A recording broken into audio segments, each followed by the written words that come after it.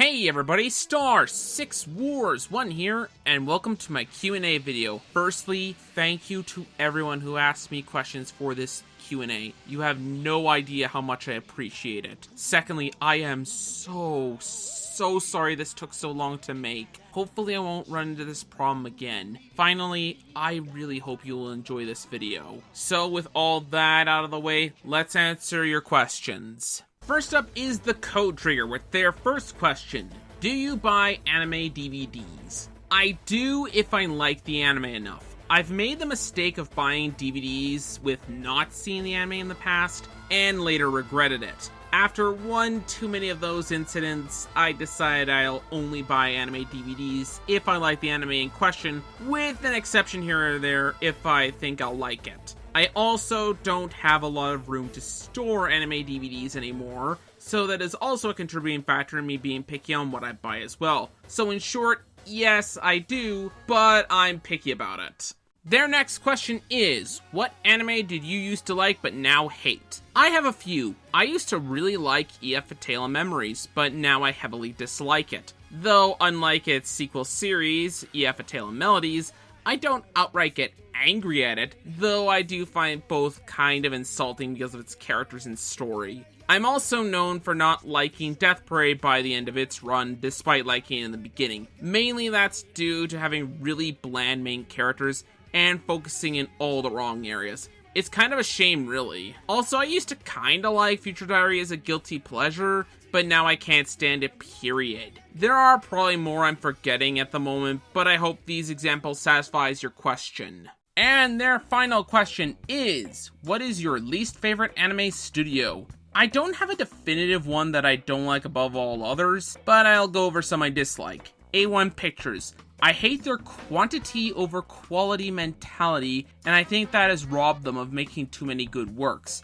Also, I think they put effort into the wrong anime like SAO. It can look nice, but it's got crappy characters and story, whereas something, say, Shinsekai Ori has a fantastic story and okay characters. Its animation, on the other hand, can be lacking, to say the least. Studio Arms. I admittedly don't have too much experience with ARMS, that being one episode of Elfen Lied, and I feel that was one too many. But when I look at all the other anime they have made, I can't help but think, wow, you guys made a lot of shitty anime. Again, I could be off base, but I don't like what I see with this studio. Feel. While I only have seen 2 anime from them, I don't think either of them are that good, and aside from the second season of Oregeru, I don't see anything else in their library that would interest me all that much. Not as bad as ARMS, but certainly not my favorite studio. Finally, PA Works. I've yet to see a decent anime from PA Works. At least with, say, A1, I can say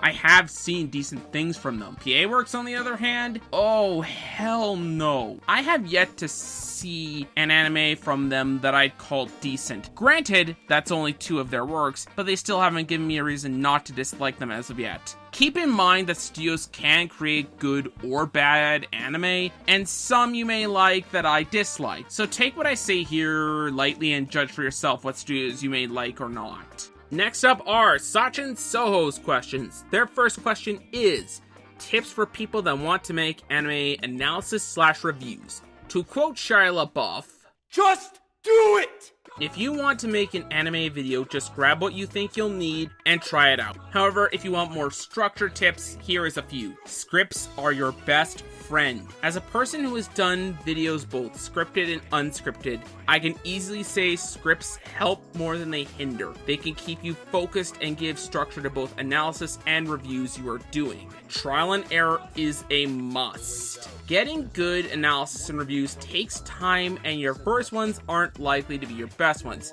Heck, it took me a long time to make reviews I consider good. As the old saying goes, practice makes perfect. Know your limits. Sometimes we can't be good in an area, no matter how much we try, and sometimes we can only improve so much. But that doesn't mean you can't excel in other areas that someone else can't. This is where trial and error helps, because it can teach you where your strengths and weaknesses lie.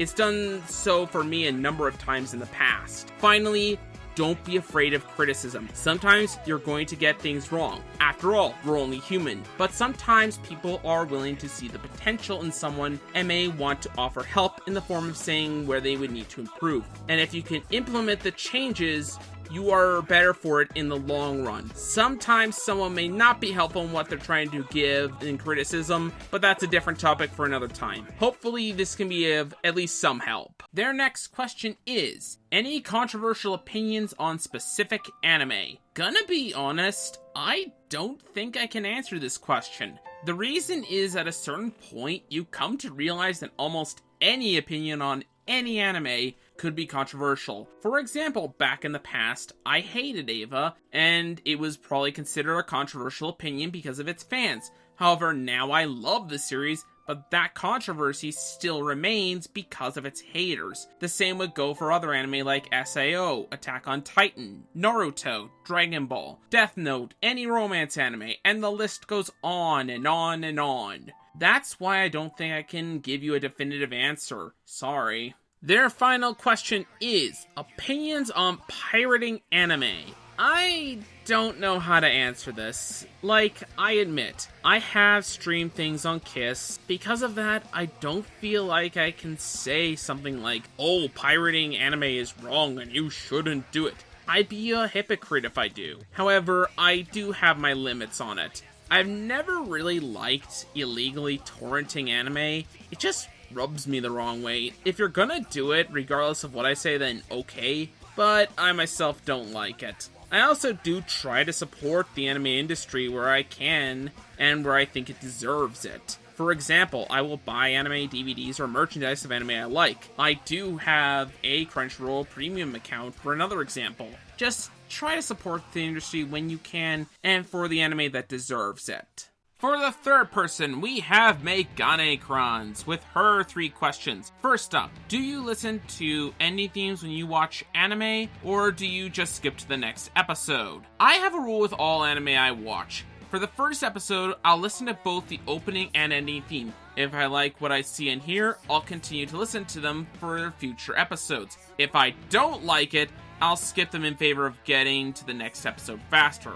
Sometimes I'll also skip an ending theme when watching an anime with someone else, since neither party may have time to watch the ending theme or may want to utilize on getting as many episodes done as possible. The same rule would also apply if an ending/opening theme changed mid-show. So in short, yes, if I like the ending theme in question. Her next question is, do you collect anime merchandise, plushies, posters, etc.?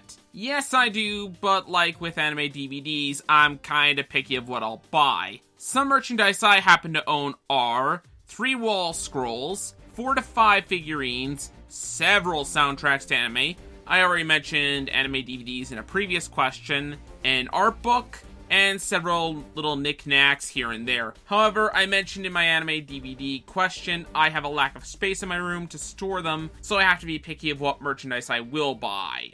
Her final question is, what do you wish to accomplish for your channel for this year, and or just in general for said year? Well, I could have given you a more detailed answer a few months back. Now, I'm mainly concerned with getting the channel out of this rut I put it in. While some of it was circumstances beyond my control, I can't help but feel that I could have done more than I did instead of putting it into the rut that I have. So my current goal for the channel is to get it off the ground, then plan more ahead in the future so it won't fall back into said rut a second time. Coming in as the 4th person, we have Taz. Their first question is, what editing software do you use? At the moment, Camtasia, but I've been thinking about switching sometime this year to something like Sony Vegas, or maybe something else like it, as I think I've done all I can with Camtasia.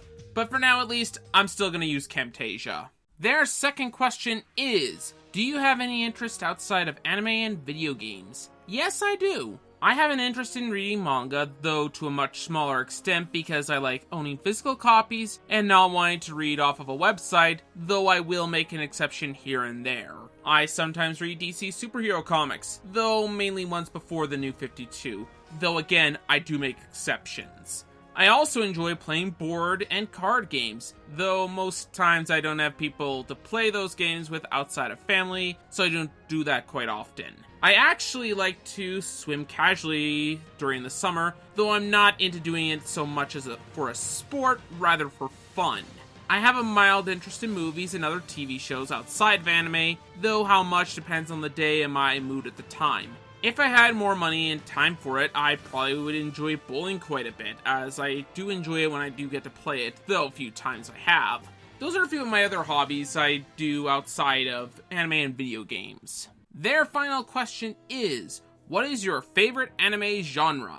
I'd probably say the mecha genre if we were going by anime exclusive genres. Part of the reason is I just like seeing robots fight. Another is sometimes I think they can tell the best kind of stories. Examples are most mecha made by Gainax. If you're looking for non-anime exclusive genres, it would definitely be sci-fi and fantasy. I love when a piece of media can create a world different from our own, and I can see what those worlds are like and what they have to offer. Best example, even though it isn't an anime, is Star Wars. Those would be my answers for you. Next up we got Oni. His first question is, was there an instance when you were genuinely disappointed by an anime, i.e. it not living up to your expectations and you being sad as a result? Yes, I have quite a few, though my best examples are with Aldino Zero and Death Parade.